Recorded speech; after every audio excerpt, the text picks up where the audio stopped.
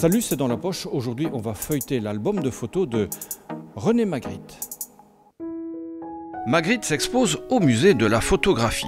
Des images révélées, 600 au total, extraites de collections publiques et privées par Xavier Cannon himself. On a évidemment des photographies comme vous et moi dans un album de famille, des choses qui racontent, qui sont une chronique de notre vie. Mais il y a aussi une série d'images qui sont soit des modèles pour ces tableaux. Magritte n'avait pas de modèle, il arrivait de demander à ses copains, ou lui-même, ou Georgette, son épouse, de poser, et il se servait de cette photographie, nous le montrons, pour réaliser des tableaux. Et puis il y a une partie qui est sans doute une partie plus intéressante, plus, je dirais, artistique. Ce sont des images où René Magritte va utiliser la photographie comme progression dans ses tableaux, et même pour certaines, à être des œuvres autonomes, même s'il ne les a jamais exposées, jamais montrées. Toute l'œuvre de René Magritte ressemble à une gigantesque partie de cache-cache, un art de la dissimulation consommée que l'on retrouve aussi sur papier glacé.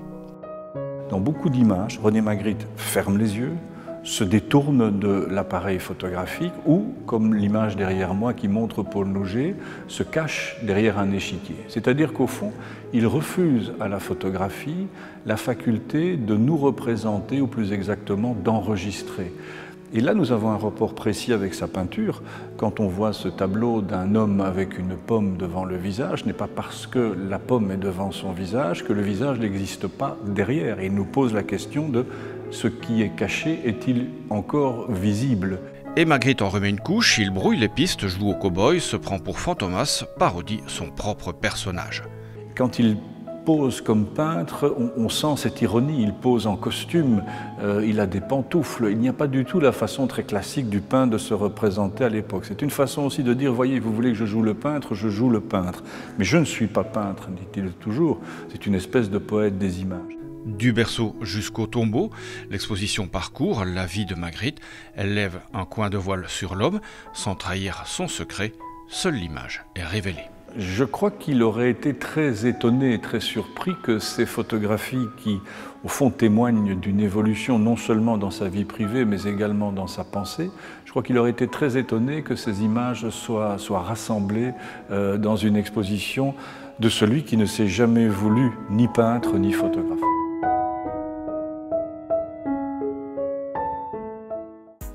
Sur cette photo, on voit René et son frère Paul Magritte avec Marcel Marien. Ils essaient de croquer des briques, surréalistes évidemment. Ce qui n'est pas surréaliste mais bien scientifique.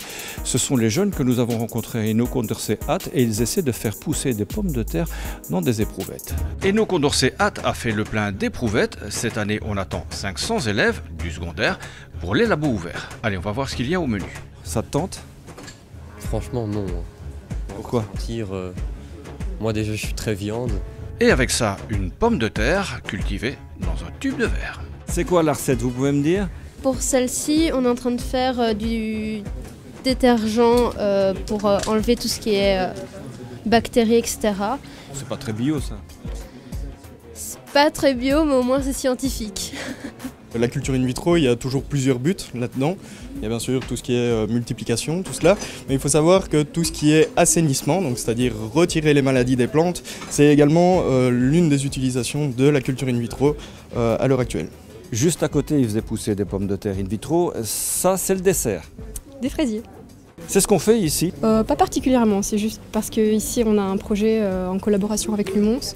Donc c'est un projet un peu à part où on vient tester en fait des extraits provenant d'algues ou de microalgues pour voir si ça peut influencer la pousse de certains plants, dont les fraisiers notamment. Et oui, l'avenir de la planète et de notre assiette, c'est aussi ici qu'on le prépare. Les étudiants qui sont en train d'entrer aux études maintenant vont être, eux, confrontés dans leur carrière future à ce plein basculement, à la fois de ce changement climatique dont on perçoit bien maintenant que même si on peut le ralentir, on n'y échappera pas, mais on doit donc développer toute une série de technologies qui permettront d'amortir le choc, d'éviter de continuer dans cette direction et de développer des réponses ici dans les domaines chimie d'une part, agronomique d'autre part. Pour l'atelier suivant, on enfile les gants. Attention, nous sommes sur une scène de crime. Oui, on a un peu mis les étudiants en situation pour leur faire découvrir des techniques de biologie moléculaire qui sont utilisées notamment dans la police scientifique, mais également dans les laboratoires de la haute école. C'est votre salive, ça? Oui. Et elle est toute verte, comment ça se fait? Bah, on a mis du liquide vaisselle, donc c'est vert. Du liquide vaisselle? Mais en fait, le liquide vaisselle, il va permettre de décomposer les cellules pour pouvoir extraire l'ADN. Ça va permettre de casser les cellules. Voilà, et maintenant, à vous de jouer. Ben vous voyez, hein, les femmes ont toujours inspiré René Magritte.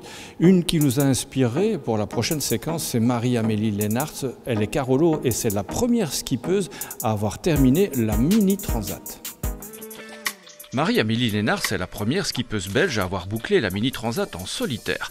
Pas à vélo bien sûr, mais en voilier. C'est juste un peu plus rapide, mais comment dire, faut être tombé dedans quand on était petit.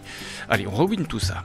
En fait, j'ai commencé tout simplement à l'ADEPS, les stages ADEPS à l'Odeur et au lac de Péronne, près de Tournai. Et petit à petit, j'ai fait les stages. J'ai fait un peu de compétition en optimiste aussi, qui est les premiers supports quand on est plus jeune.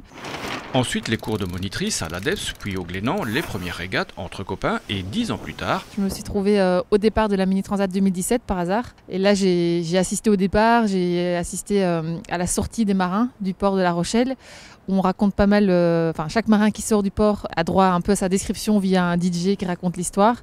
J'ai entendu ces histoires, j'ai commencé à m'identifier, j'ai vu le départ, j'ai trouvé ça juste dingue. Et comme Marie-Amélie adore les DJ qui racontent des histoires, la voilà 2 ans plus tard au départ de la Mini Transat sur un voilier baptisé Marin d'Audace. Je me suis dit qu'est-ce qui me caractérise moi dans tout ce que j'ai fait avant dans ma vie, et c'était en effet l'audace. J'avais déjà fait pas mal de gros changements dans ma vie au niveau professionnel.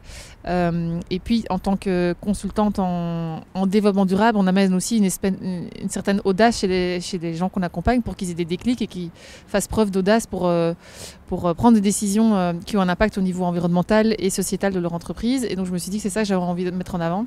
Je pense que du coup ce message-là, il a plu à pas mal de sponsors qui avaient envie de devenir partenaire de l'aventure, quoi.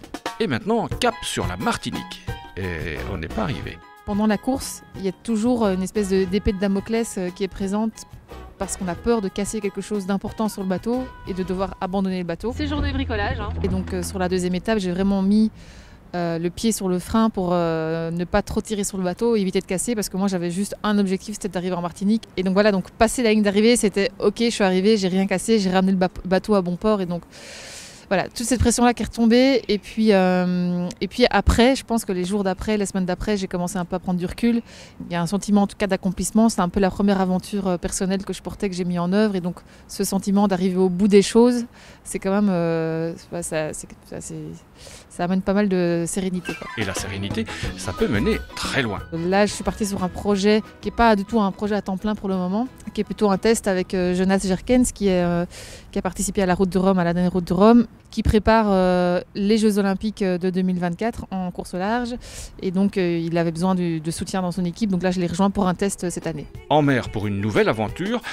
C'est quoi le cap, Captain? Ça, c'est bien la question, mais je ne sais pas. Mais c'est pas grave, c'est justement quand on ne sait pas trop où on va qu'il y a des trucs sympas qui arrivent.